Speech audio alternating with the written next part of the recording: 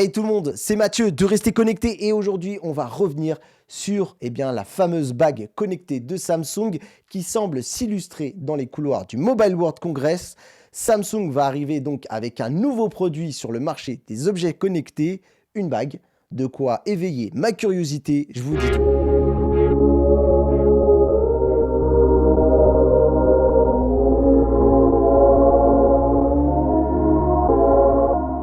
Alors on sait tous que Samsung produit certaines des meilleures montres connectées de l'écosystème Wear OS, mais ce marché, on va pas se mentir, il n'est pas très fructueux du côté d'Android.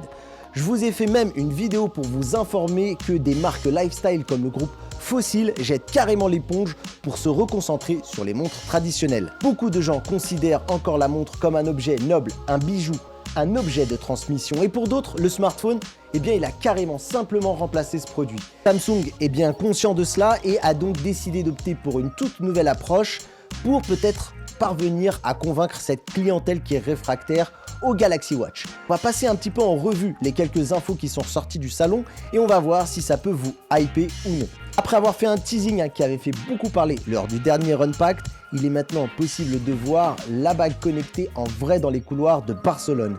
Et déjà là, je pense que Samsung doit scruter les regards parce que pour eux, c'est un peu le baptême du feu. On doit surtout pas se rater quand on présente une bague connectée ou non parce que doit séduire, je pense, au premier regard.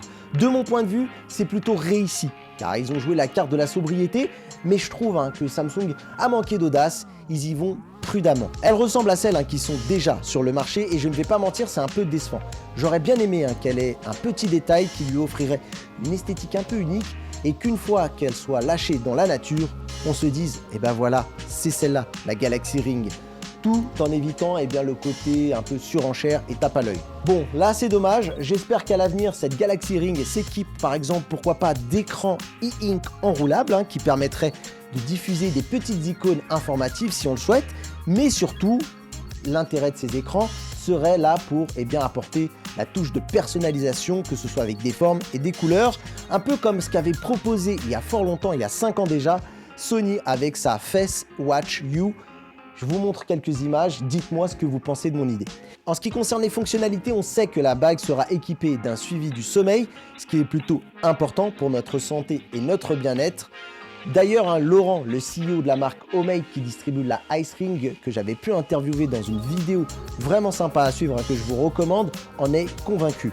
Cette bague, elle sera également équipée d'un suivi de la fréquence cardiaque, ce qui permettra aux personnes qui ne sont pas convaincues par les montres et les bracelets d'avoir la possibilité de surveiller ce point via un objet beaucoup moins contraignant à porter. La bague, elle pourra aussi également donner des indications sur le cycle menstruel et l'ovulation. On aura le droit à des objectifs de santé sans doute liés au nombre de pas. J'espère aussi qu'elle aura des fonctionnalités qui seront liées aux performances sportives. Moi, je suis un joueur du dimanche du foot et j'utilise ma montre connectée. C'est important pour moi de savoir combien de kilomètres j'ai couru pour vérifier si j'ai été performant ou pas et le nombre de calories que j'ai brûlées. Bref, je trouve que ça serait aussi également un argument de vente supplémentaire.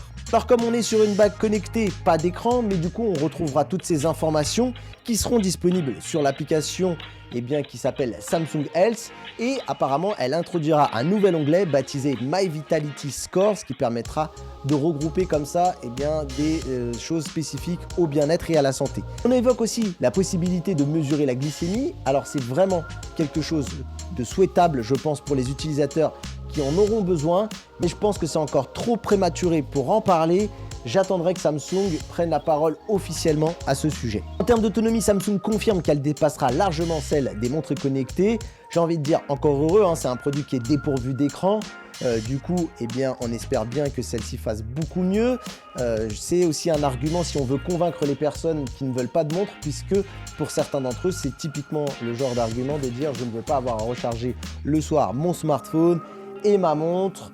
Donc, il devrait être sensible à ce détail. Concernant les bagues, la concurrence se positionne autour des 7 jours d'autonomie, mais d'après des informations obtenues par le média coréen TechM, la Galaxy Ring peut tenir jusqu'à 9 jours, ce qui en ferait d'ailleurs la meilleure autonomie du secteur. Quant à la disponibilité de cette Galaxy Ring, aucune date n'a été annoncée pour le moment, mais on apprend qu'elle sortira dans la seconde moitié de l'année. Ça fait donc une belle fourchette entre juillet et décembre.